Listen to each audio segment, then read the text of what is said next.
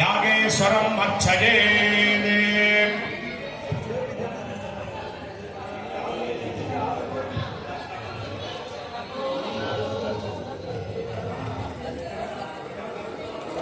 यागेश्वरकुम्भं वस्त्रेण संप्रोक्ष्य नमः।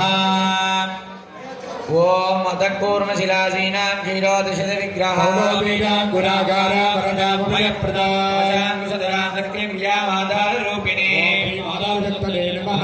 ओम अनन्तासनाय नमः। ओम योगासनाय नमः। ओम विमलासनाय नमः। ओम नागेश्वर शिवासनाय नमः। नागेश्वर शिवमूर्तये नमः।